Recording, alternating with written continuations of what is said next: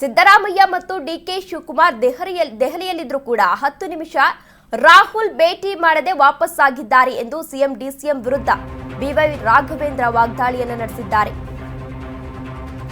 ಸಿದ್ದರಾಮಯ್ಯ ಮತ್ತು ಡಿಕೆ ಶಿವಕುಮಾರ್ ದೆಹಲಿಯಲ್ಲಿದ್ದರು. 10 ನಿಮಿಷ ರಾಹುಲ್ ಭೇಟಿ ಸಿಗದೆ ವಾಪಸ್ಸಾಗಿದ್ದಾರೆ. ಸಿಎಂ ಡಿಸಿಎಂ ವಿರುದ್ಧ ಬಿವೈ ರಾಘವೇಂದ್ರ ವಾಗ್ದಾಳಿ ನಡೆಸಿದ್ದಾರೆ.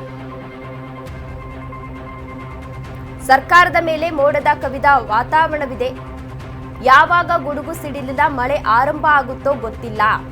ಕಾಂಗ್ರೆಸ್ ಮತ್ತು ಸರ್ಕಾರದ ಮಧ್ಯೆ ಏನೂ ಕೂಡ ಸರಿಯಿಲ್ಲ ಎಂದು ಬಿವೈ ವಿಜಯೇಂದ್ರ ಇದೀಗ ವಾಗ್ದಾಳಿಯನ್ನು ನಡೆಸಿದ್ದಾರೆ. ಸಿಎಂ ಡಿಸಿಎಂ ಹಗ್ಗ ಜಗ್ಗಾಟದ ನಡುವೆ ಏನಾಗುತ್ತೋ ಗೊತ್ತಿಲ್ಲ ಎಂದು ಬಿವೈ ವಿಜಯೇಂದ್ರ ಇದೀಗ ವಾಗ್ದಾಳಿಯನ್ನು ನಡೆಸಿದ್ದಾರೆ.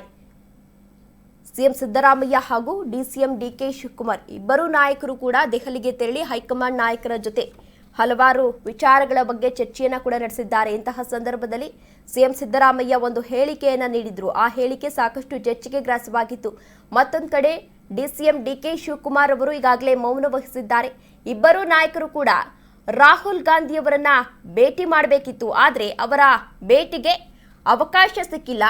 ಇಬ್ಬರೂ ನಾಯಕರು ಕೂಡ ಈಗಾಗಲೇ ವಾಪಸ್ಸಾಗಿದ್ದಾರೆ.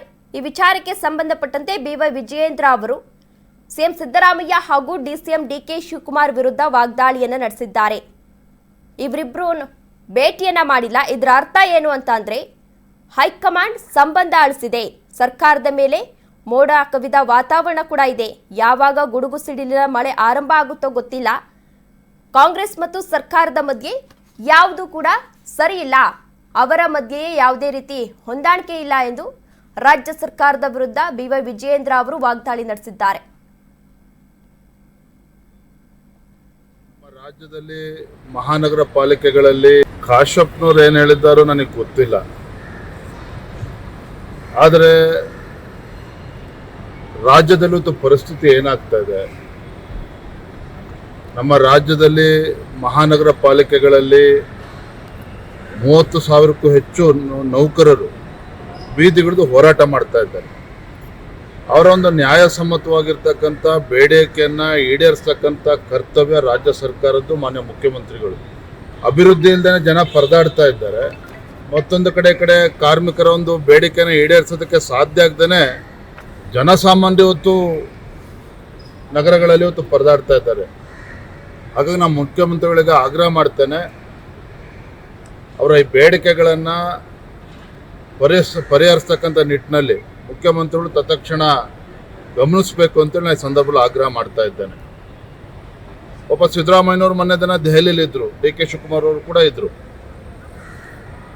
ಸಿದ್ದರಾಮಯ್ಯನವರು ಕಾಂಗ್ರೆಸ್ ಪಕ್ಷದ ಹೈಕಮಾಂಡ್ ಅಥವಾ ರಾಹುಲ್ ಗಾಂಧಿ ಅವರ ಅಪಾಯಿಂಟ್ಮೆಂಟ್ ಕೂಡ ಸಿಗದೇನೆ ವಾಪಸ್ಸು ಕರ್ನಾಟಕಕ್ಕೆ ಬಂದಿದ್ದಾರೆ, ಬೆಂಗಳೂರಿಗೆ ಬಂದಿದ್ದಾರೆ. ಅದರ ಅರ್ಥ ಸಿದ್ದರಾಮಯ್ಯನವರು ರಾಜ್ಯದ ಮುಖ್ಯಮಂತ್ರಿಗಳು ಮತ್ತು ಕಾಂಗ್ರೆಸ್ ಹೈಕಮಾಂಡಿನ ಮಧ್ಯೆ ಹಳಸಿದೆ, ಸಂಬಂಧಗಳು ಹಳಸೋಗಿದೆ. ಇವಾಗ